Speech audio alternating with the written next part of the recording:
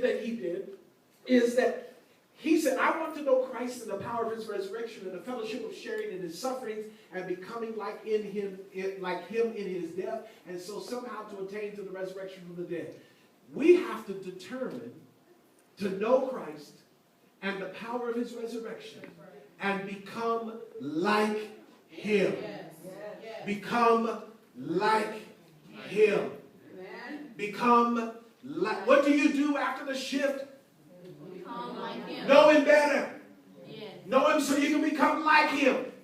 No, you're not him, but you should become like him. That's right. That's right. Oh my God, I'm tired of folks that still have Jesus hanging on the cross. I'm tired of folks that still have him in the tomb. I'm tired of folks who paint him as an effeminate gay man. I'm tired of folks that try to put on him what is not there. There is nothing weak about my Jesus. My Jesus could love you, but he could also correct you. And Jesus, I catch this for a moment. We were talking about this yesterday. You know, everybody needs to have a character named Peter in their life. Yes. Yes. You know, especially me, because, Brother Bruce, I'm super polished.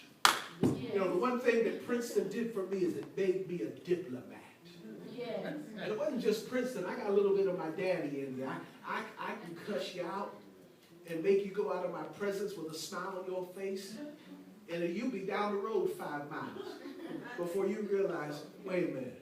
Right. I just got blessed out. No, that's all right. You know, I'm gonna pat you and I'm gonna stroke you a little bit. I need a character named Peter in my life. Yes. Now here's this revelation. Did Jesus know Peter was going to cut the ear off of the high priest's servant before he did it? Yeah. Stay with me. You're going to get this.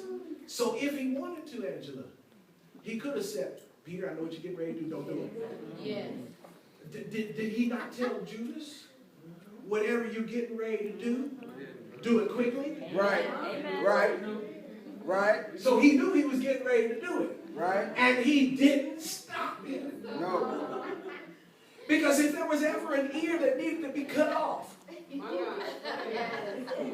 it was the ear of the servant of the high priest that was representing him, probably his mouthpiece, speaking to him. And all Jesus did was reach down and restore it. You're all missing this. Yeah.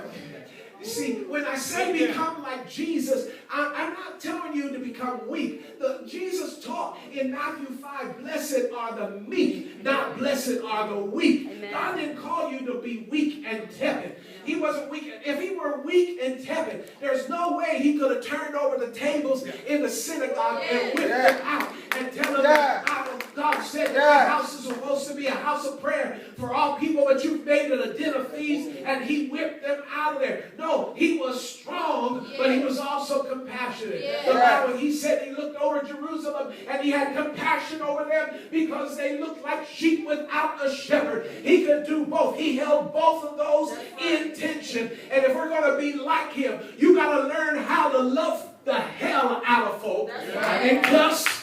Come on, somebody. You got to learn how to love the hell out of folk, but you also sometimes need to learn how to let your yes be yes and your no be no, and look at some folk and tell them, I rebuke you in the name of Jesus. You're just like your daddy, the devil, and you have no part of me. See, we forget that part about Jesus. Jesus didn't mince words. He told it just like it was, and we're to become like him. I want to know him in the power of his resurrection. Come on, somebody.